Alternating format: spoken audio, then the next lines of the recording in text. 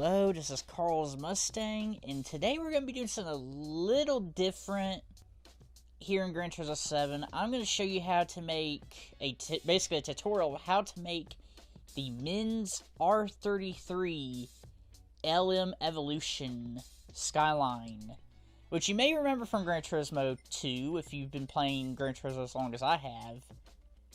But the first thing you're going to need, of course, Soft Sport. And, of course, I got the livery up where you could download it, so you don't have to worry about the livery or the style, whatever you want to call it. It'll be up for download, and it is editable. You can't edit it. You can change the wheels, put a front splitter, wing, anything you want on it. But if you want a pinpoint replica, keeping it the way it is right there is the way you want it. But when it comes to tuning parts to get it up to that horsepower, of course, you want the high lift cams. You want the power reducer adjusted to 99% because that brings it down to 630 on the dot, which is how much the original men's R33 had. Do not put sport brakes on it.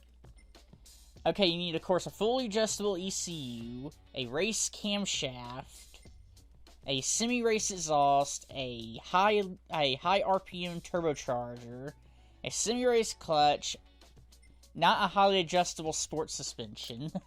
You need a fully adjustable suspension, because this thing can get wild if you don't have the right suspension on it. The brake balance set to 1 in the front, because braking can get a little unstable at higher speeds. You could put the torque center...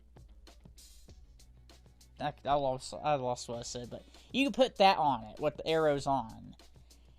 Because, I mean, I took it off because I like the differential the way it is, but you can put that on if you want it. Of course, drilled brakes, racing brakes at that. Of course, racing brake pads, racing intercooler, racing air filter. Let's see. Yeah, you don't really need anything else besides those things, because that makes it pump 630 horsepower, which is plenty enough power, especially for the 700p GTR event. That 700p GTR event is insane. But this thing could easily get past it, because I've used it a couple of times now just to get money. And then I'm going to show you the suspension tune, because you want the suspension tune. Because this is what makes the car absolutely better.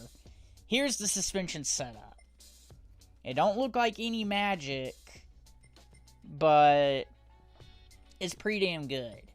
It keeps the car stable on higher speed and lower speed corners. And that's with no traction control, because I don't drive with traction control or anything like that. And I'm on controller. Of course, downforce at 60, you want the stock downforce to be at 60, or you want the stock wing to be set all the way up to 60. And of course, no anti-lag or anything special like that. So, as you can see, it's a pretty basic tune. But it works, keeps the car stable, and of course, it's fast in a straight line. It doesn't need no custom transmission. And that's all I had for today's video. And I'll see you guys later. But you might want to stay tuned for a little bit longer, because I'm going to have a clip at the end where I take a run with this car. That way you can kind of see what it's all about.